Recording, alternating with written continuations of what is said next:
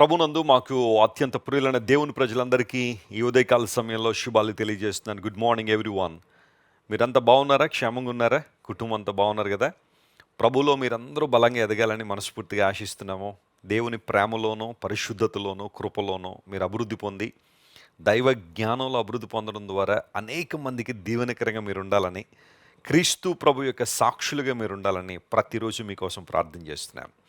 రాజమండ్రి పట్టణంలోని Christ tip సెంటర్లో మరియు జాన్ వెస్లీ ఇంటర్నేషనల్ మినిస్ట్రీస్లో ఉన్న ప్రేయర్ పార్ట్నర్స్ అందరూ కూడా మీకోసం బలంగా ప్రార్థిస్తున్నారు. మీరు కూడా మా కోసం ప్రార్థన చేస్తున్నందుకు మీకు కృతజ్ఞతలు తెలియజేస్తున్నాం. ప్రతిరోజు ఒక వాగ్దానాన్ని బైబిల్ నుంచి మనం ధ్యానం చేస్తున్నాం కదా. బైబిల్ ఎన్నో వాగ్దానాలు దేవుడు పొందుపరిచి ఉన్నాడు. ఒక్కొక్క వాగ్దానం ధ్యానం చేయడం ద్వారా ప్రతిరోజు అనేక విషయాలు మనం నేర్చుకుంటున్నాము. ప్రభువుకి మరింత దగ్గరగా వస్తున్నాం. చూడండి, మనం ఏం పని చేసినా దేవునికి దగ్గరగా రావడం అనేదే మన యొక్క కర్తవ్యమై ఉన్నది, మన యొక్క పిలుపై ఉన్నది. దేవునిలో బలంగా ఎదగాలని ప్రభువు ఆశిస్తున్నారు.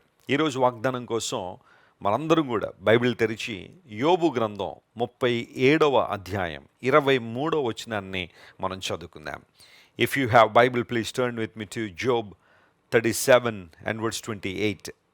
సర్వశక్తుడగు దేవుడు మహాత్యము గలవాడు, ఆయన మనకు అగోచరుడు, న్యాయమును నీతిని ఆయన ఏమాత్రమునో చెరుపడు.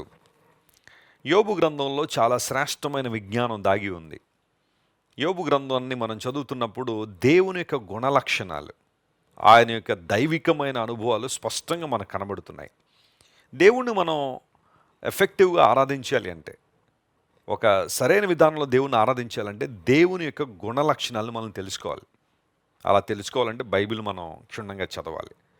ఇక్కడ ఎలీహు అనబడే ఒక పెద్ద ఆయన ఈ మాటలన్నీ కూడా చెబుతూ ఏమంటాడంటే, సర్వశక్తుడు దేవుడు మహాత్యము గలవాడు అన్నాడు. దేవుడు సర్వశక్తి కలిగిన దేవుడు. చూడండి, మానవునికి కొంత శక్తి ఉంది, అది పరిమితి కలిగిన శక్తి. కానీ దేవుని శక్తి అపారమైనది. త్రవ్వే కొలది దేవుని శక్తిని గురించిన అన్వేషణ మనం చేసే కొలది ఎన్నో విషయాలు బయటకు వస్తూనే ఉంటాయి.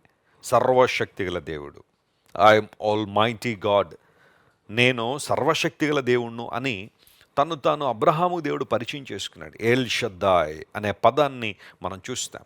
ఏల్ షద్దాయ్ అనగా నేను సర్వశక్తి గల దేవుణ్ణని ప్రభువు మాట్లాడారు. నువ్వు ఆరాధించే దేవుడు సకలమును కలుగు చేసిన దేవుడు, సకల చరాచర సృష్టిని తన మహత్తైన మాట ద్వారా కలుగు చేసిన దేవుడు, సర్వశక్తి గలవాడనే విషయం నీకు తెలుసా? కొన్నిసార్లు దేవుని యొక్క సార్వభౌమాధికారాన్ని, సర్వశక్తి గల ఆయన అనుభవాలను మనం తక్కువగా అంచనా వేయడం ద్వారానే కృంగుదల, నిరాశ, నైరాశ్యం మన జీవితంలోకి వచ్చేస్తుంటుంది. కానీ ఎప్పుడైతే మనం దేవుడు శక్తి గలవాడని తెలుసుకుంటామో, ఆయన బలమిచ్చువాడు అనే విషయాన్ని మనకు అర్థమవుతుందో, అప్పుడు దేవుని కోసం బలంగా మనం నిలబడగలుగుతాం.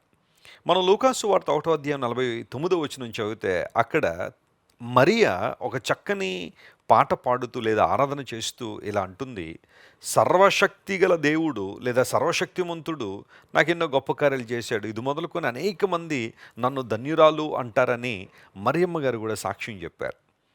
యేసుక్రీస్తు ప్రభు యొక్క ఆగమనము మరియ ద్వారా ఈ లోకంలోనికి వచ్చింది కదా.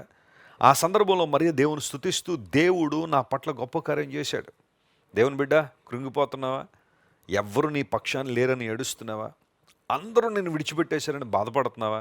నీ పరిస్థితిని చూసి అందరూ జాలిపడేలా ఉందని దుఃఖపడుతున్నావా? ఒంటరితనంతో మూలుగుతున్నావా? వెస్లీ గారు, మా చాలా పెద్ద ఇల్లండి, కానీ నేను ఒక్కడనే ఉంటానండి.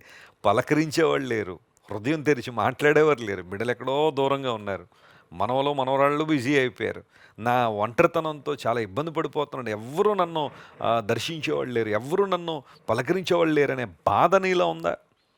జాగ్రత్త విను దేవుని బిడ్డ, సర్వశక్తి గల దేవుడు నీ పట్ల గొప్ప కార్యాలు చేయాలని, నీకున్న ప్రతి పరిస్థితులను విడుదల చేయడం ద్వారా, తన ప్రణాళికను నీ జీవితంలో నెరవేర్చడం ద్వారా ఇకపై తర్వాత తరాల వారు నిన్ను ఒక ధన్యురాలిగా చూడాలనే దేవుడు ఆశిస్తున్నాడు.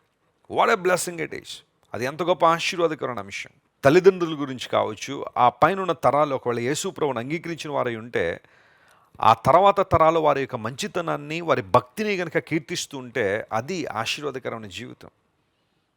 దేవుడు ఎంత గొప్పవాడు ఆయన.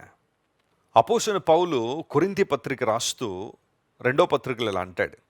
6వ అధ్యాయం 18వ వచనం మనం చదివితే, నేను మిమ్మల్ని చేర్చుకుంటాను, మీరు నాకు జనులై ఉంటారు, మీరు నా కుమారులు కుమార్తెలై ఉంటారని సర్వశక్తి గల దేవుడు చెప్పుచున్నాడనే మాట అక్కడ వాడారు.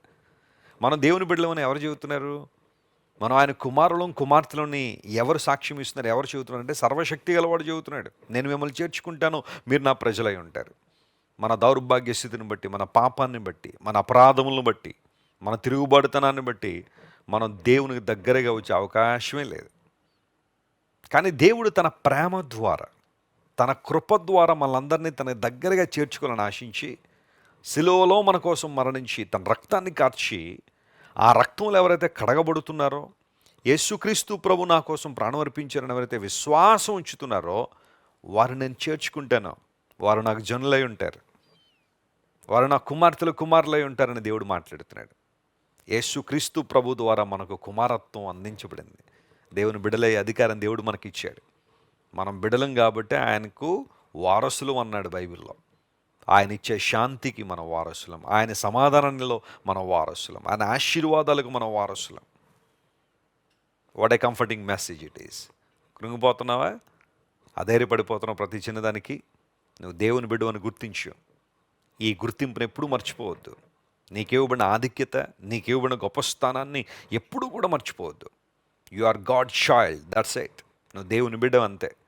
ప్రజలను తక్కువగా చూడొచ్చు, నీ గురించి తక్కువగా మాట్లాడచ్చు, నీ కులాన్ని బట్టి, మతాన్ని బట్టి, నీ స్థాయిని బట్టి ప్రజలను తక్కువగా చూడొచ్చేమో, కానీ దేవుడు ఎప్పుడు కూడా నేను అలా చూడడం లేదు. ఆయన నిన్ను తన బిడ్డగానే చూడాలని, తన కుమార్తెగా, తన కుమారుడిగా చూడాలని దేవుడు ఆశిస్తున్నాడు. సర్వశక్తిగా దేవుడు చెబుతున్న మాట ఇది. సర్వశక్తి గలవాడు, మహాత్యము గలవాడు, ఆయన నీతిని న్యాయమును ఏమాత్రము చెరిపేవాడు కాదు. నీ పక్షంగా నీతిని న్యాయమును జరిగించే దేవుడు ఆయన వైపు నువ్వు చూడగలిగితే అసాధారణమైన అద్భుతాలు నీ జీవితంలో స్పష్టంగా జరుగుతాయి. ఈ వాగ్దానాన్ని క్లెయిమ్ చేసి ప్రభువుని స్తుతిద్దాం. ప్రార్థన. ప్రేమగల తండ్రి, గొప్ప దేవా, నీ కొందనాలు.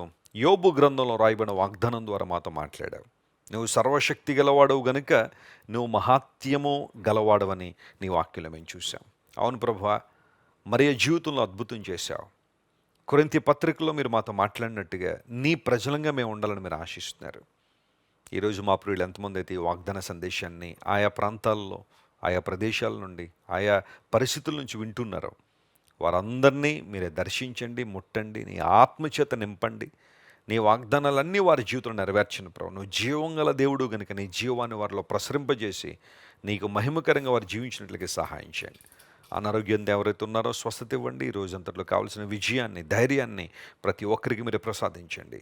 ఘనత మహిమ నీకే ఆరోపిస్తూ యేసుక్రీస్తు నామం పేరిట అడిగి వేడుకొనిచున్నాం తండ్రి. Amen, amen, amen. God bless you dear friends. Have a wonderful day. Christ Worship Centre ఓ బలమైన సంఘ ఉద్యమం. కొన్ని సంవత్సరాల క్రితం కేవలం 2 ప్రారంభించబడిన పరిచర్య నేడు ప్రపంచవ్యాప్తంగా లక్షలాది మందిని ప్రభావితం చేయుచున్నది. రాజమండ్రి, సికింద్రాబాద్, బెంగళూరు, నెల్లూరు, దుబాయ్, బెహ్రైన్, కరీంనగర్, విశాఖపట్నం, గద్వాల్, కొవ్వూరు, మలకపల్లి, శ్రీలంక, భూటాన్, అడ్డతీగల, పాలమూరు, ఒంగోలు, బళ్ళారి, కోరుకొండ, పోతవరం, నల్లజర్ల, వెంకటరామయ్యగూడెం, మచిలీపట్నం, ఇందిరానగర్లతో పాటు అనేక గ్రామాల్లో క్రైస్ట్ వర్షిప్ సెంటర్ ఆరాధనలు జరుగుచున్నవి. వాక్య సంబంధమైన ఉద్యమంలో, పరిశుద్ధాత్మ సంరక్షణలో కొనసాగాలనుకునే ప్రతి ఒక్కరికి మా ప్రేమపూర్వక ఆహ్వానాన్ని అందిస్తున్నాము. రండి, ఆత్మతో సత్యముతో ప్రభువైన యేసుక్రీస్తును ఆరాధిద్దాం. మీరు ఇంతవరకు విన్న దైవ సందేశం మరియు దేవుని సేవకులు చేసిన ప్రార్థన మీకు ఆశీర్వాదకరముగా ఉన్నదని విశ్వసించుచున్నాము. ఈ సందేశాన్ని మీ స్నేహితులకు, బంధువులకు షేర్ చేయండి. మీకు ఏదైనా ప్రార్థన అవసరత ఉన్నచో మా ఫోన్ నంబర్లకు కాల్ చేయండి. దేవుడు మిమ్మల్ని ప్రేరేపిస్తే విశ్వాసంతో సాగుచున్న ఈ పరిచర్యను ప్రోత్సహించండి. మరిన్ని వర్తమానాలు, పాటలు వినుటకు జాన్ వెస్లీ మినిస్ట్రీస్ అను మా యూట్యూబ్ ఛానల్ను సబ్స్క్రైబ్ చేసుకొనండి. ప్రభువైన యేసుక్రీస్తు కృప మీకు తోడైండును గాక.